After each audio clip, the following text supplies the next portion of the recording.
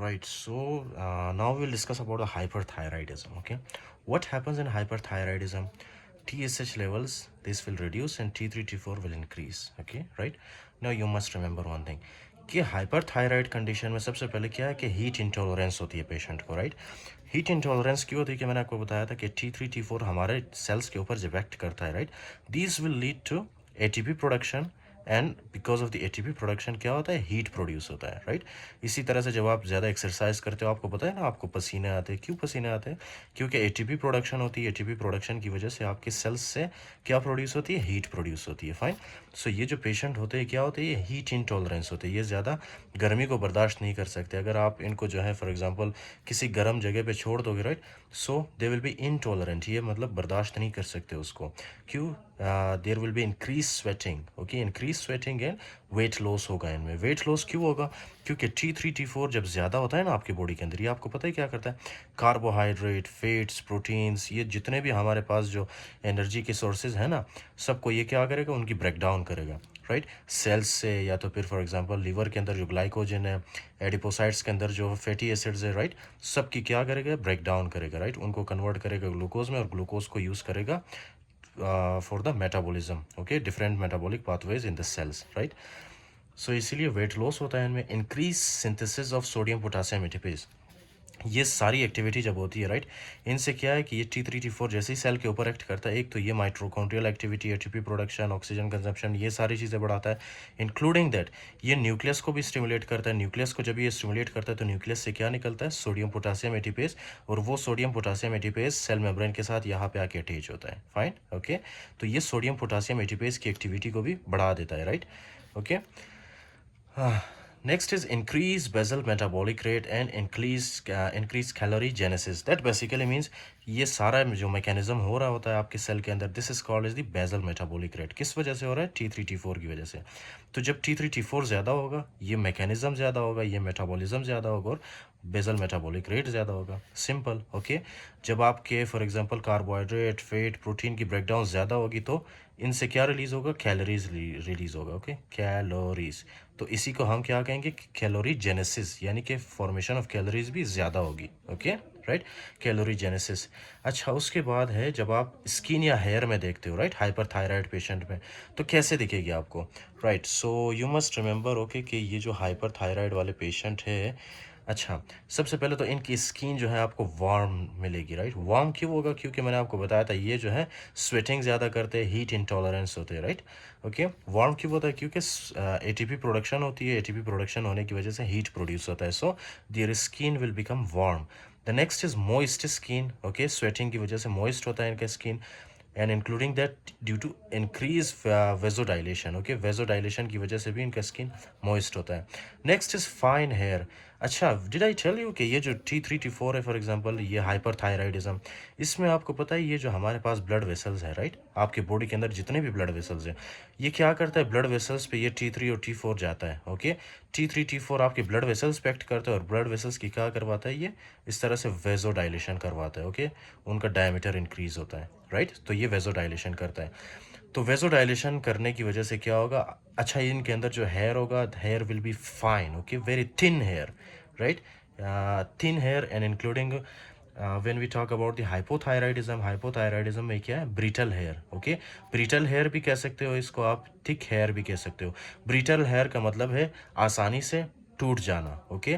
तो इनका हेयर क्या है कि ये इनके हेयर जो है ना आसानी से टूट जाते हैं, including that there hair is very thick, okay. In case of the hyperthyroidism, their hair will be thin, right, and including that there is one more condition, onycholysis. Onycholysis क्या है? Onycholysis for example, ये एक picture है आपके पास, right, nail, इनका nail क्या होता है, इनका नेल जो है इस तरह से हो जाता है, fine, you can search the picture also. क्यों होता है? क्योंकि यहाँ पे जो है क्या होता है, इंक्रीज वेजोडाइलेशन, यहाँ पे जो है ब्लड सप्लाई ज़्यादा होती है, फाइन, तो ओनाइकोलाइसिस होता है यहाँ पे। और माइक्रोलाइसिस क्यों होता है? क्योंकि वेजोडाइलेशन ज़्यादा होती है। वेजोडाइलेशन ज़्यादा होने की वजह से आपको पता है आपके नेल्स के अंदर भी इस तरह से सेल साइकिल होते हैं, इनकी ग्रोथ ज़्यादा होती है, फाइन। जब ग्रोथ ज़्यादा होगी या मतलब इनकी ग्रोथ जो है फास्ट होगी तो उसकी वजह से क्या होगा, ओनाइकोलाइसिस, राइट, ग्रोथ फास्ट होने की वजह से। और ग्रोथ फास्ट क्यों होता है? वेजोडाइलेशन की वजह से। Next is pre tibial mixed edema. Do you know what is pretibial mixed edema? Let me explain it for you, especially in Graves' disease, right?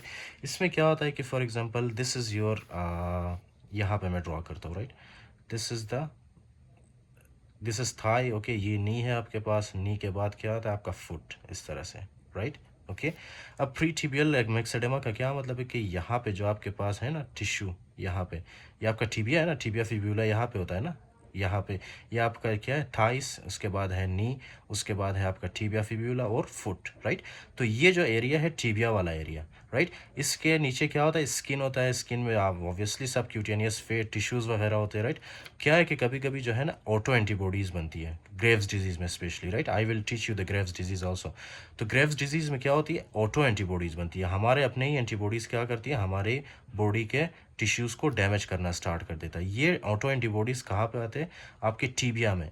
Tibia में आने के बाद ये क्या करते हैं टीबिया के अंदर जो सेल्स होते हैं ना कनेक्टिव टिश्यू, फैट सेल्स, उनके साथ क्या करते हैं ये आके रिएक्ट करते हैं ये ऑटो एंटीबॉडीज़, राइट? वहाँ पे जब रिएक्ट करते हैं तो वहाँ पे क्या होता है इन्फ्लेमेशन होता है, राइट? इन्फ्लेमेशन होता है, इन्फ्लेमेशन के बाद तो आपको पता है ना एडेमा तो होगा ही होगा, राइट? 5 साइंस ऑफ इन्फ्लेमेशन आपने अगर पढ़ा हो तो आपको पता है, right? 5 cardinal science of inflammation. तो इन्फ्लेमेशन में क्या होता है एडेमा हमेशा होता है, राइट? और वो एडेमा किस वजह से होता है क्योंकि ऑटो एंटीबॉडीज़ बनती है ग्रेव्स डिजीज़ में, ओके? हाइपरथायराइडिज्म में वही एंटीबॉडीज़ क्या करती है यहाँ पे आके आपके टीबिया के सबक्यूटेनियस फेट टिश्यू वगैरह के साथ आके बाइंड करते हैं, राइट? जिसकी वजह से एक इन्फ्लेमेटरी प्रोसेस जनरेट होता है, इन्फ्लेमेटरी प्रोसेस की वजह से एडेमा हो जाता है, right? Specially in Graves disease. Next is the ऑफ्थेल्मोपैथी।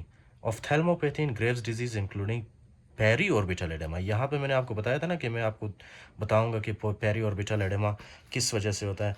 अच्छा, including periorbital oedema and exophthalmos. अच्छा, मैं आपको ये बहुत ही डिटेल में कराऊंगा, राइट? कि ये एग्जैक्टली होता क्या है। Let me explain it for you.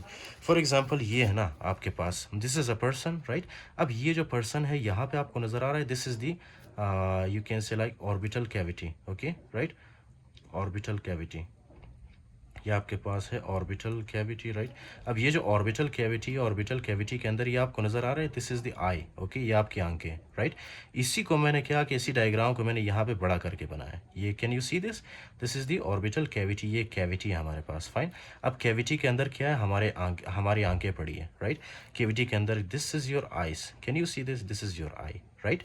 अब ये जो आई है ना, आपको पता है कि ये आई हमारे पास और आइज़ के कुछ मसल्स होते हैं, fine. Superior rectus, inferior oblique, superior oblique, lateral rectus, okay? इस तरह से मसल्स होते हैं। तो क्या है कि ये जो मसल्स हैं ना, इनके ऊपर इस तरह से T3 T4 के रिसेप्टर्स पड़े होते हैं। Did you understand now? यहाँ पे क्या होते हैं T3 और T4 के रिसेप्टर्स पड़े होते हैं, राइट? इंक्लूडिंग दैट यहाँ पे तो जाहिर सी बात है यहाँ पे सब क्यूटेनियस फैट भी होगा, टिश्यूज़ भी होंगे, फाइन। इस तरह से टिश्यूज़ होंगे यहाँ पे। तो इन टिश्यूज़ के ऊपर भी इस तरह से क्या होंगे T3 T4 के रिसेप्टर्स होंगे, T3 एंड T4 के रिसेप्टर्स होंगे, फाइन। अब क्या है कि ग्रेव्स डिजीज़ में क्या होता है कि ऑटो एंटीबॉडीज़ बनती है, मैंने आपको बताया था ना ऑटो एंटीबॉडीज़ बनती है, फाइन। अब ये जो ऑटो एंटीबॉडीज़ है, राइट, इस तरह से इनकी शेप होती है। These auto antibodies will come and bind here, यहाँ पे आप आके क्या करती हैं ऑटो एंटीबॉडीज़ बाइंड करते हैं, राइट? बाइंड करने के बाद यहाँ पे जो है या मतलब यहाँ पे मतलब जिस भी एरिया के साथ ये एंटीबॉडीज़ बाइंड करेंगे ना, चाहे वो सुपीरियर रेक्टस मसल है, इन्फीरियर रेक्टस मसल है या सब क्यूटेनियस फेट, जो भी चीज़ है, राइट? यहाँ पे सब के ऊपर क्या है T3 T4 के रिसेप्टर्स। तो ये ऑटो एंटीबॉडीज़ आके इन रिसेप्टर्स के साथ बाइंड करते हैं। रिसेप्टर्स के साथ बाइंड करने के बाद यहाँ पे क्या होगा, यहाँ पे इन्फ्लेमेशन कॉज होगा, राइट?